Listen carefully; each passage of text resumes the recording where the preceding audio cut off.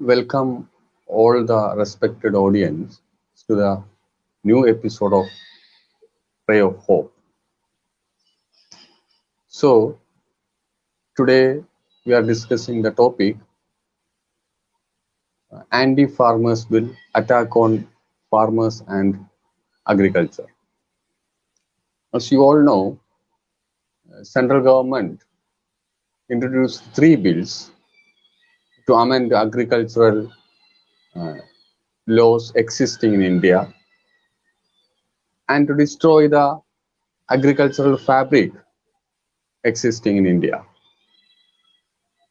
Many peoples all over India, especially farmers, protested against this bill, anti-farmers, anti-agricultural bill, and we students too supported this movement because it is anti-farmers. This is the scenario. In this scenario, uh, we took this topic to discuss the uh, anti-farmers bill, attack on farmers and agriculture.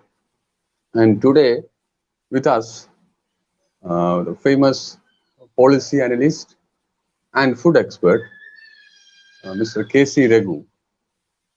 I welcome him to this program, and he, for us, analyze how these amendments, how these bills act upon our agricultural production and the distribution of agricultural products, and what is indicated from this this amendment, the policy changes indicated by these amendments. I think he also explained how these amendments and these bills impact upon the laboring masses of our country. So, with this introduction, I welcomes Mr. K.C. Raghu to deliver his speech through this ray of hope. Welcome, sir. Thank you, Ramesh. Thank you. As Ramesh rightly, put the basic ground for today's discussion, why we should really focus on agriculture per se and in general, and then look at these three bills. Agriculture is still the lifeline of Indian people.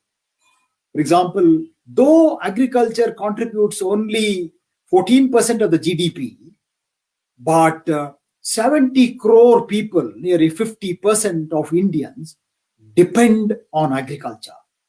So what matters is the livelihood dependence on agriculture much more than what agriculture contributes to GDP.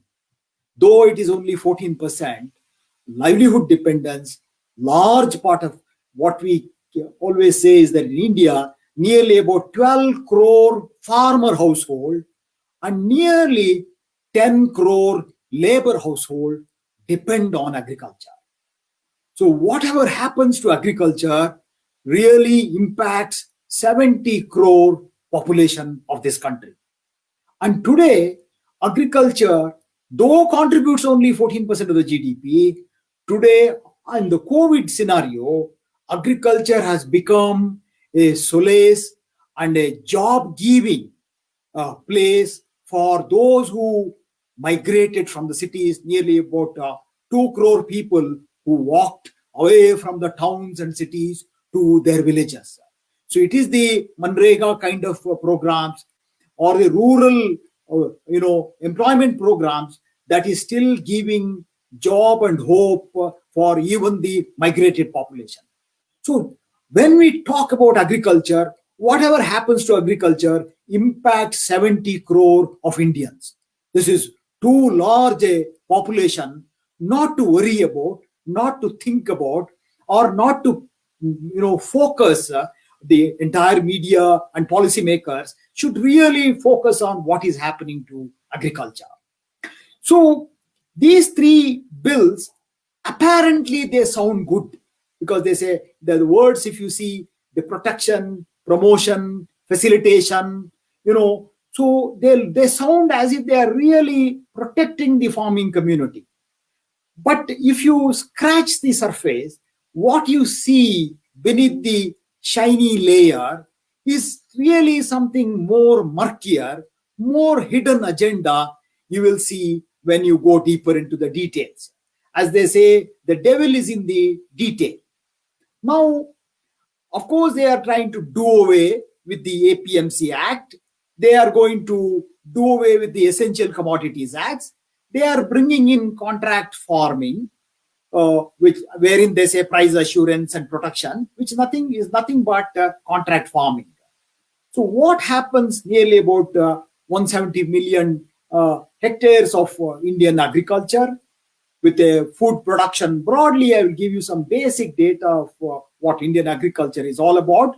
Though we talk about 14% GDP, which translates into about 28 lakh crore. That is the agriculture economy, and nearly 175 million hectares of cultivated land available in India, and we produce about 300 millions of food grains. Out of 300 million food grains, nearly about 200 million food grain is, of course, rice and wheat. Then we have about 25 million tons of corn, which goes into feed manufacturing, about 20 million tons of minor millets, or what they call as coarse grains. Then we have about 20 million tons of oil seeds.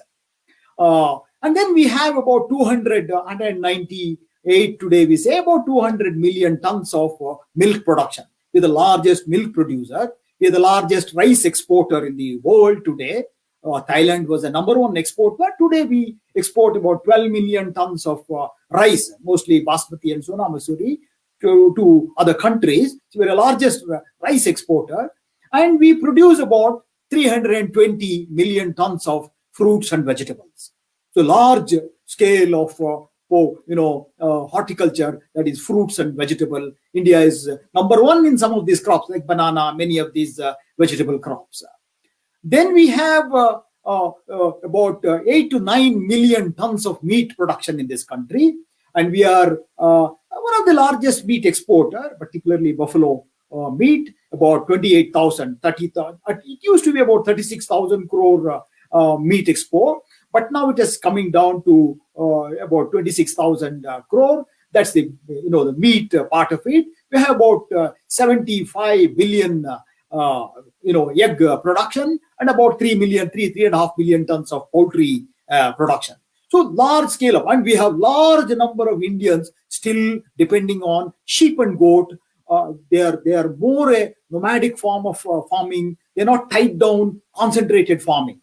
See, Indian farming is the farming of the small and marginalized farmers. In terms of land holding, we are today, why number of farmers are increasing? Because as families get fragmented, they get divided, lands get divided, and today we are talking about nearly about 12 crore farmers with about 1.2 hectare per capita land holding. It's a land of small land holding. To give an example, Netherlands produces about 80 million tons of milk. India produces about 180 we are talking about. So, but 80 million ton is produced by just 8 lakh people. But whereas in India, 180 million is produced by almost, if you say 12 crore Indian farmers, you can say about 6 to 7 crore Indian farmers either have a 1 buffalo or a 2 buffalo or 1 cow or a 2 cow.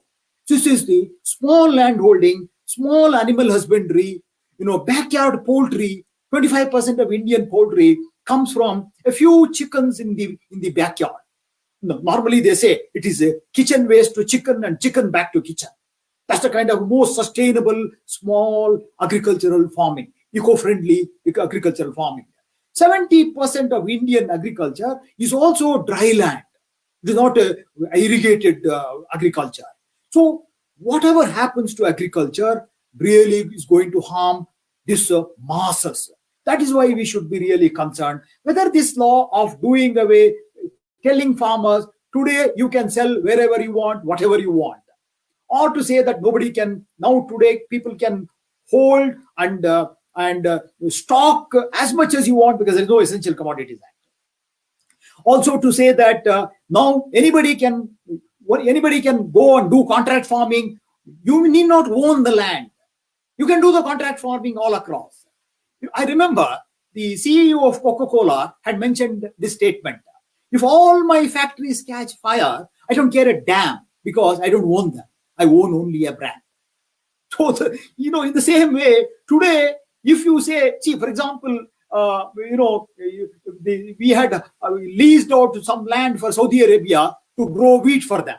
Like African poor countries, many of them lease out their land for other rich countries to produce what they want, what rich nations want. If you go to Chile and Colombia, the Germans are growing avocado for the rich and famous. But the soil is theirs, water is theirs, and the land is all belong to people, but it is simply contracted out. Today, people are ready to sell rivers. You must be knowing, some years back, there was an auction of an Indian river in some foreign paper. So we are able to sell land, water, soil, but the true richness of a nation lies in its land, topsoil, water. These are all ecological resources of any nation. Once you contract out water, soil, land to huge corporates, do they really bother about your soil, about your rivers, about your local community? Do they bother about biodiversity, ecological sustainability? No, you can't think of any one of them. For them, it will be just quantity. How much can I produce? That is why some people used to say green revolution happened to be greed revolution. What is that you can extract out of this earth? They used to also say tooth extraction. How much can I extract? How much can I extract in terms of large quantity? That is what will happen.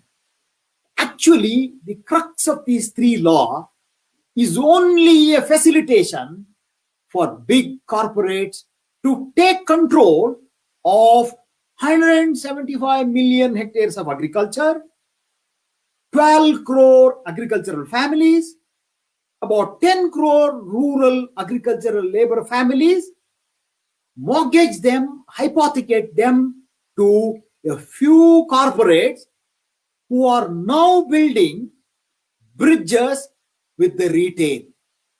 It is not just the modern retail that we should be worried. Modern retail today is only about 10-12% of the Indian retail. But India, just like the multitudinous farmers, India is today 1.3 crore kirana shops, small shops, pop and mom shops, corner shops. So these small shops will be bridged with the contract farming, and big giants like Reliance or Ambani or Walmart or Amazon. Amazon is investing money. So is Reliance through, and in Reliance, who are all the spenders? The spenders are Facebook, WhatsApp, Google, Microsoft. These are the kind of major technological giants are joining hand with companies who have brilliant organic bridge with the government. They are asking us, okay, you can clearly observe after the laws were changed, there is a huge investment happening, crores of rupees, 5,000 crore from Silver Lake, about 5,000 crore from the funds from Abu Dhabi. All the money is pouring into Reliance Retail. Why? Because they have realized that the government of India is facilitating for a proper takeover of retail space and farming space into corporate giants. How are they going to do that? Now, 1.2 crore kirana shops, will have to source their produce through Jio app and through WhatsApp and Facebook. So once they start procuring, though Jio and Reliance now says that we are going to be a distribution channel for 1.2 crore Kirana shops, what they will do is they will contract manufacture, they will contract the farming, they will contract the manufacturing, they will get their private label, private brand through Jio app, through WhatsApp and Facebook, and they will flood at a low price with good margins in the beginning to 1.2 crore retailers. Once the retailers have been habituated through this means of distribution, because India is known as a massive challenge for distribution. Once they take over the retail, take over the distribution channel, and take over the retail space in the hands of big corporates, whether it is Amazon, Walmart, or Reliance, then what happens? Indian consumers will be in the hands of a few retail industries, just like what has happened in America, the everything stores of Amazon or the Walmart. So that is the whole facilitation of these acts. Now, once you have 1.2 crore of retailers and 12 crore of farmers, and farmers will be producing based on what retailers want, like producing a particular variety of potato of certain size and certain varieties only. There is a depth of diversity of potatoes. What happens is the potato varieties will be grown, only those varieties which are ideal for potato chips. It is like this. Now you will be made to grow watermelon that would fit into the refrigerator. Maybe it is a square watermelon. It's not going to be the round watermelon. It may be a square because it fits into the refrigerator. So it is like saying you have to cut your feet to fit into your slippers. So that is a kind of change that will happen. So what I see the real danger is that once it is not just, this law is not just that you are now free to go wherever you want to sell, but it is directly connected to contract farming. And farmers will be given seeds, will be given fertilizers, will be given pesticides, will be given the patented seeds, because seeds will be patented, it will be their property. The Pepsi case in Gujarat, because these seeds were planted by farmers those who didn't have the agreement with Pepsi, they filed a case. Of course, they were scared, they withdrew the case because the farmer lobby was very strong. But once it becomes a nationwide contract farming, nobody is going to raise their voices. Everybody will become a contract coolie for the big giants. You are no longer a owner of your land. You just hold the land, and it will be completely in the lands of your seed, your fertilizer, your pesticide. It will be, in fact, today, if you look at the way the agriculture is being done, Monsanto gives you a seed for which you will be forced to spray only Monsanto pesticide. If you spray any other pesticide, plant will die, because the plant has been genetically modified to accept only a pesticide manufactured by Monsanto. So a seed manipulated, genetically modified in order to consume only its branded pesticides. So that is what will happen to Indian agriculture in a large way. So this is the background information. For outside information is different. You see, in Punjab, there are already massive silos, the storage silos, built by Adani. Large number of silos have been built already in Punjab to do away with the APMC and RTRs. RTRs are the commission agents in Punjab who really have an organic relationship with the Punjab farmers. And Adani silo is already been treated as a mandi. So anybody, they will simply take the goods and it will go to the Adani silo, and from Adani silo, it will go to Ambani retail. And from Adani silo, we don't know whether Food Security Act will remain, whether Food Security Act and the FCI will remain in force, or it will be simply connoted as direct benefit transfer of cash to people, because government is already planning to transfer all the subsidy for fertilizer into cash, 5,000 rupees per hectare to farmers. That's the proposal. So they'll do away completely with the fertilizer subsidy. They may do away with the Food Security Act, but because many of the policymakers are thinking they will do away with the FCI and do away with the Food Security Act, transfer money to your account, you can go and buy this food from Reliance outlet.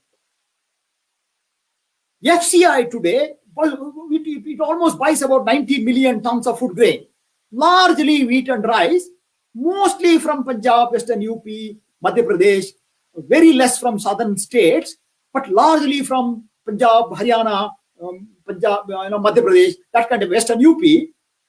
But most mismanaged Food Safety Security Act there, because they are already diluted the Food Security Act. If you see, as per the Food Security Act, 67% of Indians are supposed to be given 5 kilo of cereals. 1 rupee if it is millet, 2 rupee if it is wheat, 3 rupees if it is rice. That is the Food Security Act. And 67% of the people are supposed to be given. 67% of 138 crore is about 92 crore. Prime Minister Modi very proudly says that we are feeding 82 crore. He misses the basic point that the basic law says that Food Security Act should minimum, it should be universal, but the minimum it should meet is 67% of the Indian population. 67% is about 92 crore. You have already 10 crore people eliminated from Food Security Act.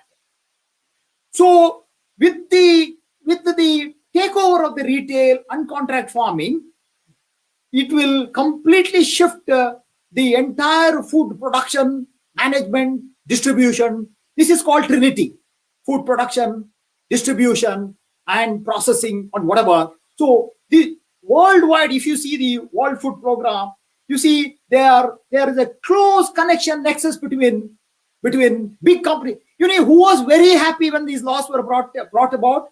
The most happy companies were Bunge, Louis Dreyfus, Cargill, Adani, and Reliance. These were the companies, and these are attracting massive investment. Why? What is the hidden agenda? So that clearly shows why are they being benefited by these laws? Why so many investors are coming and putting in money? Every week you see their wealth is growing. Some people are gaining 68 crore per day. How is it possible? It is called government is facilitating the big industries. Government has become an enabler and a facilitator for the corporates, because one election needs 1 lakh crore and the money comes from the big giants. It is very well known. Election bonds are illegal money. Nobody knows, anonymous. Money is coming from them. Who are these funders?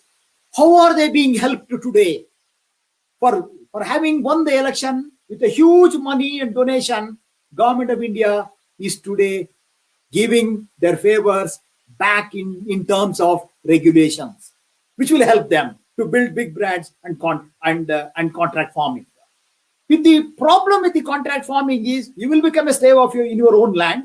He will come and dictate. He will say, suppose you have 1 acre of land and you have been asked to grow potato, or let's say you have been asked to grow pulses or oilseed. He will say, I will come and inspect the farm. Are you following my method? Are you adding the pesticide at the recommended level? Are you maintaining all these records? Show me the records. So you become a subservient, a sublet to the corporate farming. Indian farming is called a way of life. Indian farming is deeply connected to food diversity, food culture, local culture. What is local food culture in Kerala is different from what is there in UP. For big industries, they will never maintain diversity of cultures. Diversity of agriculture, diversity of culture is a threat for corporatization. because they want you to propose. McDonald wants to own up the Indian agriculture. McDonald will be interested in burgers and pizzas and kind of a ready-made solutions, which is standardized, homogenized. Standardized homogenization is to eliminate the diversity.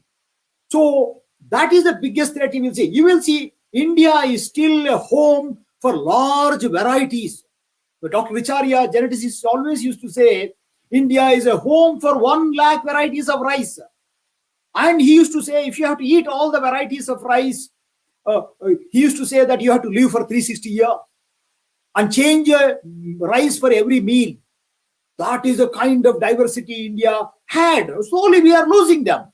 But with corporatization, contract farming, and retail control, India will completely lose its biodiversity. Biodiversity is the bedrock of sustainability, because Irish potato famine clearly showed that if you have one variety, if a disease strikes, it is going to wipe out the crop. That will be our problem. India fortunately has large biodiversity. You take our cattle breeds from Vechur cow to Kerala to Tar Parker in Rajasthan to Sindhi cow in Rajasthan, we have varieties. Backyard poultry, there are varieties.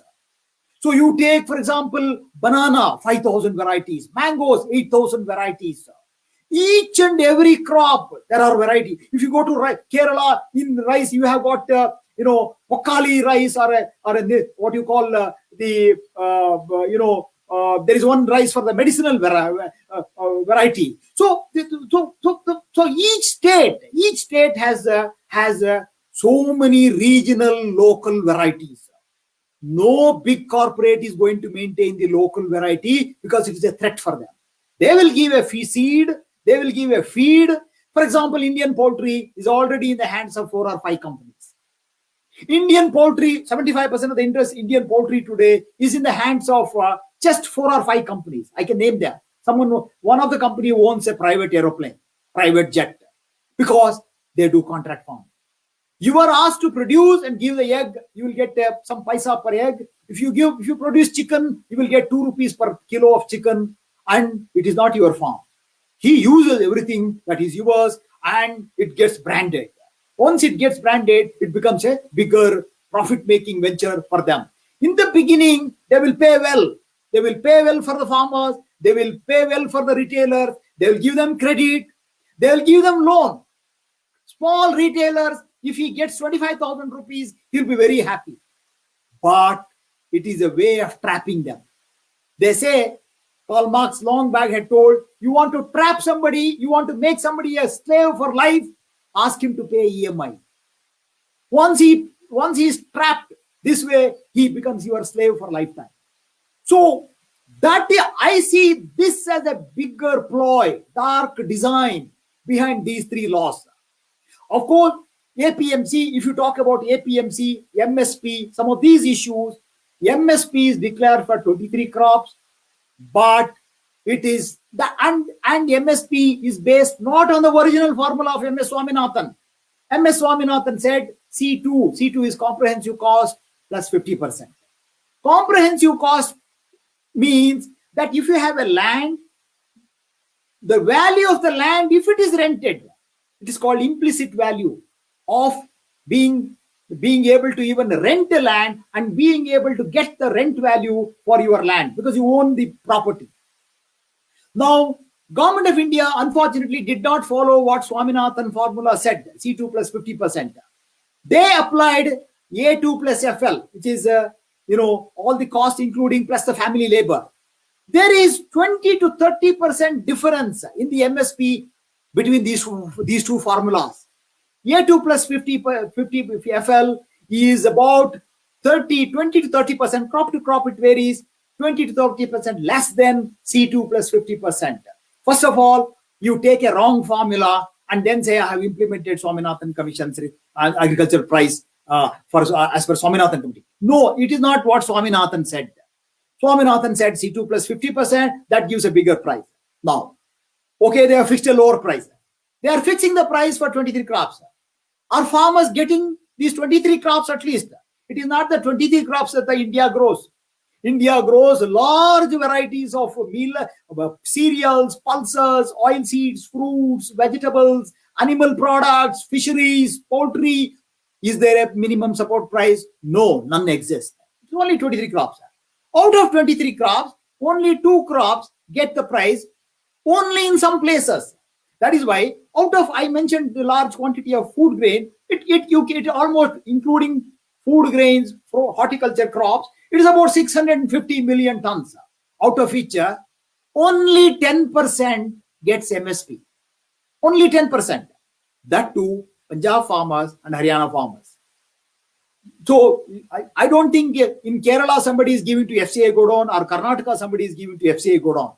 FCI is not buying food grains from these states. FCI is buying from select few states. So MSP, though declared faultily, because it is not their original MSP formula of the Swaminathan, wrong formula, even that wrong formula is not implemented. What is the point in declaring MSP when you can't implement? That is the question. Now, if you see pulses, for example, Karnataka is famous for pulses in Kalaburgi. Now, Kalaburgi pulses, when it was declared price was 68 rupees, for example, black gram, the farmers got only 48 or 50 rupees. But today, farmers have sold the crop, the price has gone to 120 rupees because trade makes some money. So what happened to farmers' MSP? No, they didn't get it. Now, I must also add here, when Indian farmers grew 24 million tons of pulses, pulses are poor man's proteins. Indian meat consumption is very low. It's about 8 or 9 kilo per capita in India. America consumes 100 kilo per day, per annum. China consumes 65 kilo. Indians are consuming, because poverty, low per capita income. So Indians are consuming very low. So what happened when they declared MSP? So MSP, I was saying it doesn't really reach the people. So they declared. So pulses, I was telling you, India is a cereal country. Cereal country means rice and wheat. Cereal security, starch security, there is no protein security and fat security. 70% of the Indian oil is imported. I asked the Prime Minister, we should ask, if you want Atmanirbhar Bharat, please use all our sambar seasoning. Let us use Indian oil, Indian vegetable oil. 70% of the Indian oil is imported from Malaysia, palm oil, South American soybean oil. 70%. We are an import-dependent country for vegetable oil. 70%. We spend about 80,000 crore for importing vegetable oils. Swaminathan always used to say, if you import food grain in a poor country, farmer-oriented country, it is like importing poverty. We should not be importing vegetable oil. I know crude oil, to whatever extent we are depending on others, to some extent acceptable. Why import vegetable oil? We have laws. I was mentioning about 70% of India is dryland farmers. There is no irrigation, there is no dam. And dry land is the ideal land for pulses and proteins, pulses and oil seeds. But we are importing vegetable oil. Why? That is a big question. Government of India, during Modi's last regime, the NDA won. What happened? Indian farmers grew about 24 million tons of pulses. Abundant quantity to meet the country's requirement. We achieved self-sufficiency 3 years back in pulses. But that year, Government of India imported 6 million ton pulses from Canada and destroyed the local crop. Nobody talked about it because Indian farmers didn't get the price. Two traders from America and Canada, they got the price. They imported the 6 million ton that was distributed through PDS and all kinds of things. So this is one way of harming Indian agriculture. Import dependency, corporatization is how it is. So that is the story of the MSP. So if anybody is saying that declare MSP, declare only if you can implement. What is the point in declaration? Walk your talk. Don't just talk. That is very important. Second thing, should there be a price? Swaminathan committee's C2 plus 50% for all crops. Why only 23? That is the question. Insurance is another thing. Government of India recently, this nobody talked about. Central government was paying 50% of the premium. But the government of India said, I can only pay 30%. I don't have money. Now, government of India doesn't pay 50% of the premium for the farmers. If government of India ensures insurance through paying 50% and another 50% by the state, or some small amount, marginal amount paid by the farmers, that is how it was for the Fasal Bima Yojana, agriculture insurance.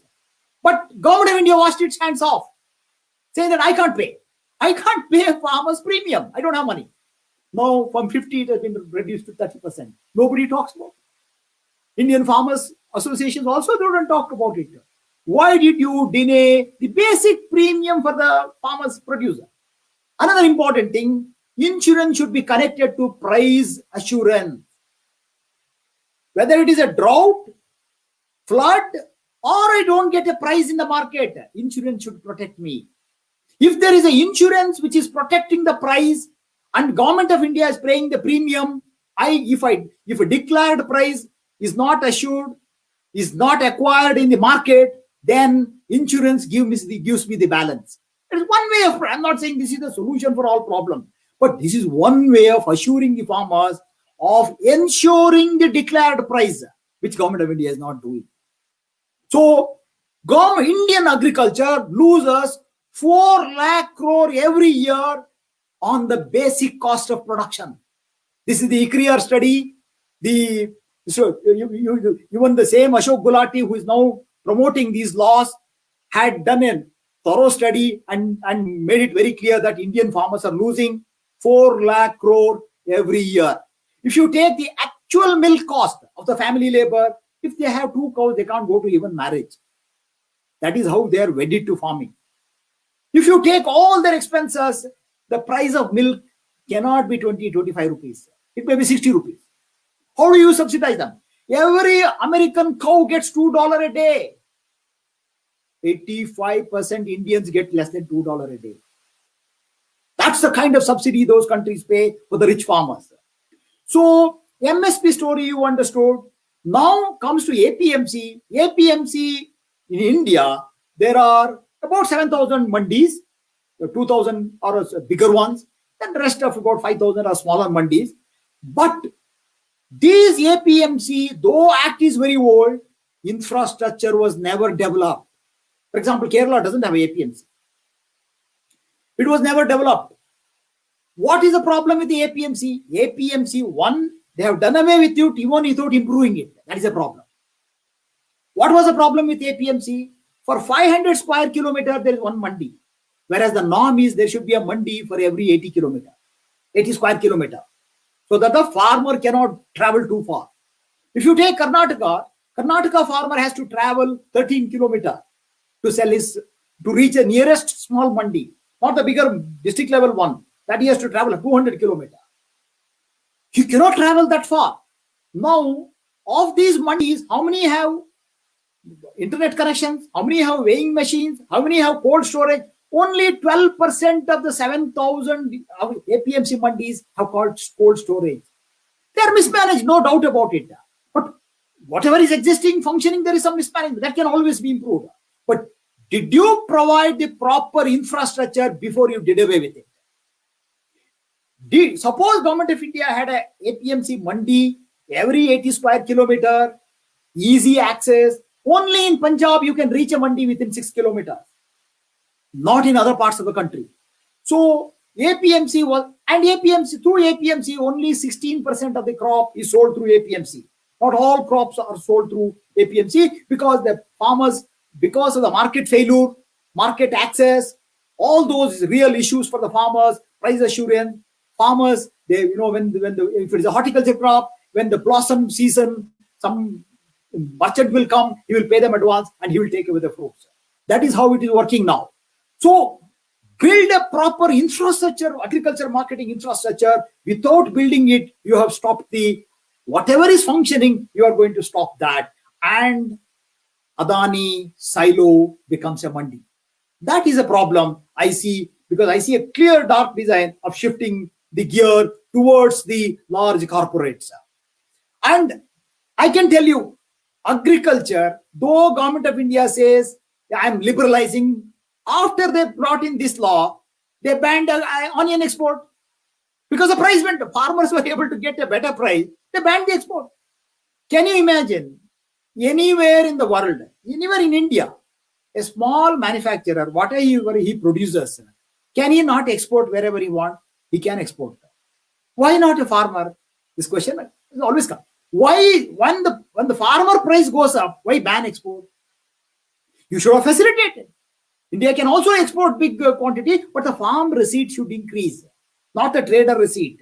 See, always you should see, suppose you are paying today, for example, they say, if you are paying 85% of the consumer price to 85% of the consumer, what consumer price goes to brand owners and traders, and less than 15% goes to producers. If you see the real plight of the cocoa producers in Colombia, Chile, Ecuador, or any of the Asian countries, cocoa which goes for the Swiss chocolates, there is huge slavery attached to cocoa production. But you will enjoy we all enjoy the Swiss chocolates, the great branded chocolate. But do you know they are produced with slave children? Are we doing justice? Oxfam is trying to say fair price. Rainforest Alliance is trying to say sustainable practices and farm produce, farm receipts. So government has to ensure the farm receipt. The farm receipt, see, between farm receipt to consumer expenditure, there should not be more than 50% difference. Bring 50% for connectivity cost.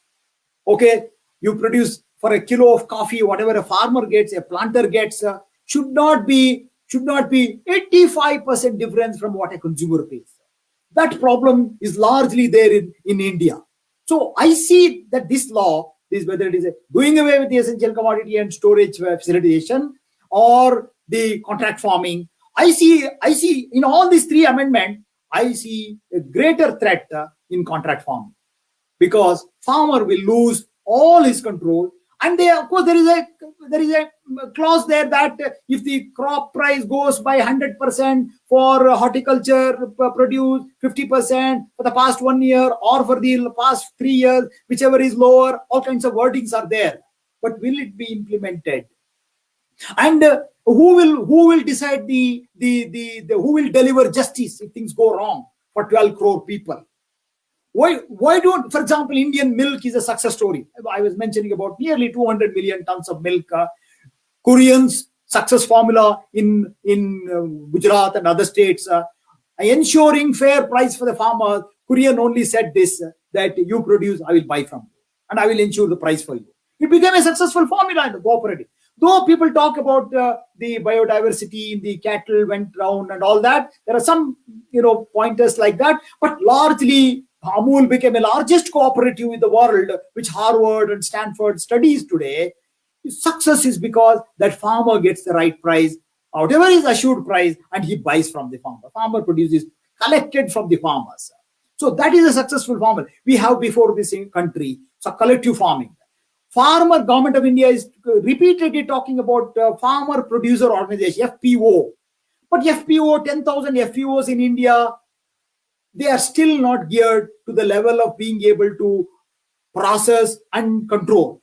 I can tell you, it is very difficult for small organization today to build brands, because if you want to place a product in a good modern retail, you need to shell out lakhs of rupees just to place the product.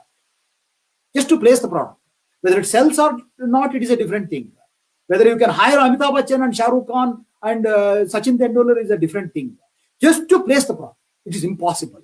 So once the place, space, time is controlled by the modern giants and retails, small business people, MSMEs, farmers will have no say. Because that is why it is called in the marketing technology, marketing terminology, we are not eating what our culture says. We are not eating what our grandmother ate. We are eating brands. This way, we are brand washed, like brainwashed. We are brand washed. So people say that I keep asking people which vegetable oil you use. People say I'm using Fortune. People say I'm using Gold Winner. But I ask them what oil. People don't know. People don't know whether it is a groundnut, safflower, sunflower, soybean. People have forgotten. People can be brainwashed. People can be manipulated through brand advertisement and making people completely forget the real story. And I will only eat, I'm using Parachute. Parachute as a single brand is a bigger brand in the country than the entire coconut industry. This is the story of a brand power. So what Government of India has done through these 3 laws is to facilitate the entire. See, it was okay if one plant produces Coca-Cola. I'm not saying this will do any benefit to health benefit to Indians by using with each bottle 45 grams of sugar. It's not going to help Indian consumers at all. Somebody was selling Coca-Cola and he was asked, it seems, sir, what are the ingredients in this product? He said, no ingredient, only marketing is the ingredient. Marketing is the only technology. Okay, producing between the 4 walls, contract manufacturing for a corporate is different from using the Indian soil, Indian rivers, Indian dams, and producing junk food for us to become a consumer for junk food. If you see with corporatization, junk food culture increases. I can give you an example of how American food culture got transformed with corporatization. Today, average American spends $5,000 for food, $10,000 for medical expenses. That is dangerous. Indian economy also is driving towards that. Food economy is about 28 lakh crore. Disease economy is 12 lakh crore. Slowly, disease economy will be a bigger economy than the food economy. And that will worsen with the few companies taking over. I mentioned earlier, with few companies taking over, what will happen is farmers produce only varieties that is fitting into their machine. Do you know 40% of the carrots get rejected in the world because they are unshaped? You can read about it in the Google. Unshaped carrot. Why unshaped? Because it doesn't fit the machine. Why we are not able to produce whole wheat, ground wheat from a roller flour mill? Roller flour mill doesn't know how to grind whole wheat. It will convert whole wheat into suji, atta, maida, and busa. So machine, because the machine decides what you have to eat. Company decides what you have to eat. That is a danger. It is not only a danger for the farmer income, sustainability, biodiversity. It is a danger and a threat for ordinary consumers. Ordinary consumers in the sense, general population. General population will be fed with branded product, and that will create a massive problem all across the chain. So we have, even today, let us say APMC, I mentioned that Punjab and Haryana is giving product. In Haryana and Punjab, there is a system that works. Unless you have a parallel system, working system, don't dismantle. In Gujarat, in Bihar, they dismantled APMC, but nothing worked. Only APMC worked. 10 years back, they said dismantle. Nothing worked. There is no parallel. There is no parallel alternative system that works. In Punjab and Haryana, why are farmers more agitated in Punjab and Haryana? Of course, there is also this reason. We must remember that 2.5% of the commission goes to RTRs, and about 5.5% of the tax is levied by the state government for whatever food grain moves out of the state. So nearly about 35,000 crore is the total money that the RTRs and the state government gets. But they say we are the food bowl of the country. And we have been producing it for the past 40-50 years. Maybe they deserve it. We don't know. So, and 3 lakh workers, Bihari workers, are working with RTRs for packaging, for transportation, distribution, to mostly FCI go down. So what will happen to them? What will happen to 3 lakh workers if it is getting into the silos of the Adani? This is a question that you must ask. What happens? Because see, India is a land of large laborers. We have the uneducated, and laborers who are, as I mentioned, nearly 10 crore farmer household, farmer laborers who are working in the farm. And these small scale industries, if they are wiped out, 11 crore workers are in the MSME, micro, small, medium enterprises. So what happens MSME? Suppose somebody is making a potato chips. Can he fight with Pepsi? Can he buy the retail space? Impossible. So the two, when retail space is controlled through Facebook, controlled through WhatsApp, controlled through Reliance app, controlled through finance. See, finance is their weapon today because there is a huge money, big money. They can finance the Kirana stores. He'll say, no, I will make 3 shelves for you. I'll make it beautify your Kirana store. Yes, but you have to buy only my brand. You have to buy only my product. That is going to be a bigger problem. India is a nation of street vendors, small retailers, cottage industries, millions of cottage industries. We are talking about 6.3 crore micro enterprises, MSME total numbers, 6.3 crore, employing about 12 crore and an average about 2 people. That is a real industrial employment. If you go to Hyundai, everything is made by robots today. There are no people. They say General Electrical, if you go to General Electrical, some of the factories, there are no people and there is no current, there is no light because robots don't need light. They work.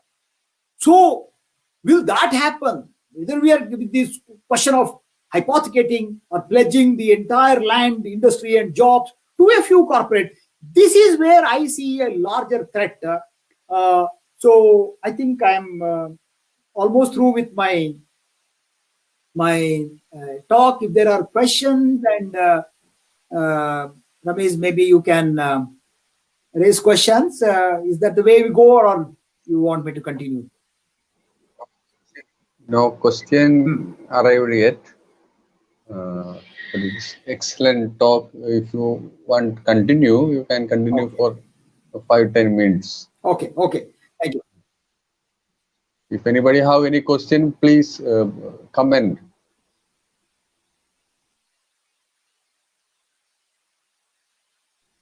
So you can continue. Okay. So this facilitation, as I mentioned, the APMC once it goes, that will be the, there are no places. Agriculture today lacks marketing infrastructure. Of course, they say there are enough cold storage already built, but whether they're accessible. Problem is today, the whatever infrastructure that is built, that has to be nearer to farmer's gate, farm gate. That is very, very important. If it is away, far away, people don't have money. And then I must also tell you that 16 lakh crore is the annual agricultural lending. 16 lakh crore. But 40% of Indian small farmers take money, hand loan from Marwadis or money lenders. 40% of the Indian small farmers don't get institutional credit. Some of them don't get even there is another interesting angle. Government of India came out with the Kisan, the money transfer program. Now, they said we are going to transfer 6,000 rupees at 3 installment, 2,000 rupees each to 14 crore. But what is the number today? 8.9 crore. What happened to another 5 crore people? Where are the farmers? Why you are not able to find out? Kisan Yojana, the money transfer. So they say 37% of Andhra farmers are tenant farmers. They are not owning the land. And about 25% of Indian landholders don't have the title. They own the land, they don't have a title. Titleless land ownership, they don't have a land. And guaranteed less title. Titleless and guaranteed less title. This is the problem with it. So, there is missing 5 crore farmer for PM Kisan Yojana. Government of India has to answer. You are saying you are going to give this 6,000 rupees per family for 14 crore. Where are the numbers? 2 years over. This is a question. Now, the agriculture loan, 16 lakh crore, if you see, whom is it going? It is going to seed companies. There is one seed company, I don't know the name, they have borrowed 250 crore as agriculture loan. 250 crore. Is he a farmer? No. Seed company, feed companies, tractor companies, fertilizer companies, pesticide distributors, they are all called auxiliary agriculture.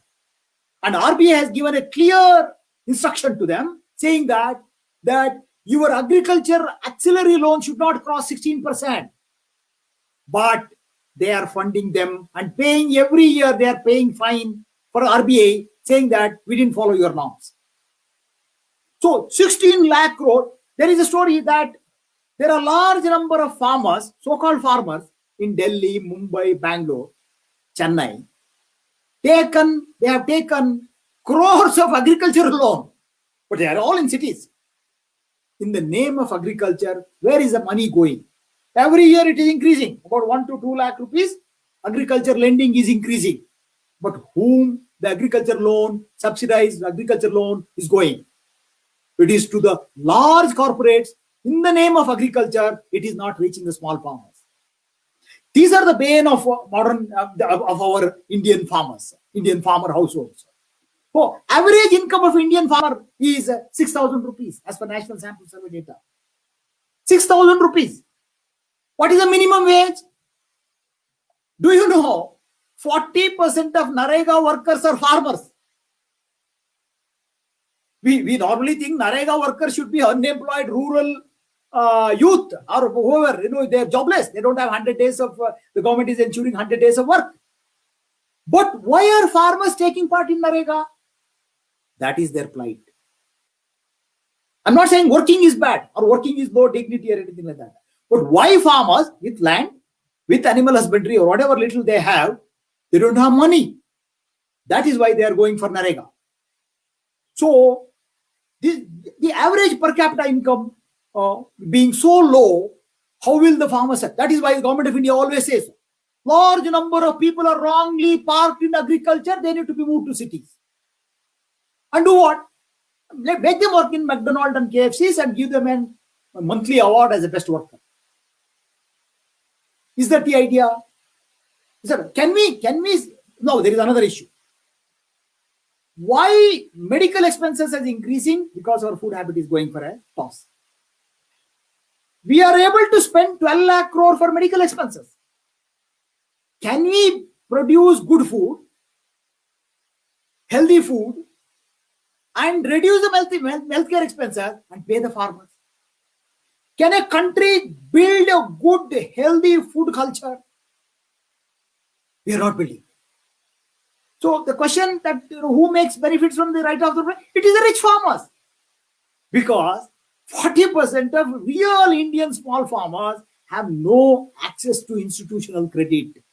If you read EPW, number of articles on these 15, 16 lakh crore of money that the banks are lending, it is not going to small farmers. And keep this in mind, 99% of the biodiversity, what I mean biodiversity is vanishing rare varieties of seeds, germplasm, rare varieties, which is the real wealth of our civilization, which is the contribution of 15,000 years of agriculture. 99% of such rare food varieties, which are disease resistant, which are immune with high immunity, which can protect you from diseases, they are with the small farmers.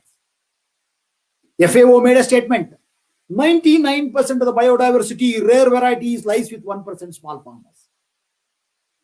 This is a real wealth. Who is going to protect them? So you have to keep all these things in mind. You should not look at these three laws as simply that you are free now wherever you want. There was a famous writer named Anatole France. He had made a nice statement like this. Somebody brings a law saying that nobody should sleep in the railway platform or roadside. Nobody should sleep on the roadside. And nobody should beg. This is a law. Law sounds very good. He says nobody should sleep here, nobody should beg, whether rich or poor. Which rich person will sleep on the railway platform? Which rich person will beg? But the law apparently from outside makes you feel what a good law. Law is like death which spares none. It is equal to everybody. But whom does it affect? It affects the poor. It affects the poorest of the poor. So like that, when a law of this kind has been brought out, you have to dissect, analyze, understand what will be the long-term impact of this law on the multitudinous, large number of crores of Indian farmers, crores of Indian small kirana stores, crores of MSMEs, if it becomes corporatized. Once I can tell you, once consumer is hijacked, there is no farmer. Because we are all consumers, farmer is also a consumer. But once you cultivate a consumption habit with the consumers, everybody is a consumer, business gets into the hands of the few companies. So who owns the consumers? Who owns the retail? Who owns the country? That is what will happen. Government is now facilitating, bringing in every law in support of shifting the mass-based. Gandhi always said, no mass production by masses. So masses, production by masses will be shifted to mass production and taken over by very few. That is why Joseph Stiglitz, the very famous American economist, always says that the American democracy is won by the 1%, of the 1%, for the 1%. It becomes a 1% democracy. If you have to stop that, we have to look deeply into all these laws, and we have to raise our voice. We have to bring the sane senses into the minds of these our representatives. I don't know whether we can call them really our representatives. We should bring senses into their representatives. I think with these words, I will stop my discussion. This is a very interesting, very dear to my heart, and I'm happy for having been invited here. I'm sure you can think over, mull over, and do more debates and discussion. And if there are questions, you can always, I'm always accessible. And this is something that we all should be concerned. We all should be concerned. Farmer is not some alien person. Every day we should be thankful for what he produces. So let us think farmers, and India in particular, farmer and farming community is the foundation of our civilization, our very being. Thank you. Excellent, sir. Excellent. Thank you. Thank you for this excellent talk. And Mr. K.C. Raghu explained how these amendments and this bill are going to affect farmers as well as all of us. So it was a very excellent, very informative talk. He explained how this amendment is going to corporatize the agricultural production and how it is going to corporatize this selling of these products. So it enlightened us, and Thank you very much. Thankful to you, sir. Thank you for being with us. Thank you. So, and I just announcing one program for the audience. So our signature campaign against NEP is going on. Now lakhs of signature we collected. We want to submit it to President of India the 31st of this month. So please collect more and more signature for this petition, and the petition link is going on through, below this screen. Please note that. And with this announcement, I am concluding this program. I am thanking you, K.C. Raghu sir, and all the audiences. It's well placed talk. Thanks, sir. Thank you. Thank you. Okay.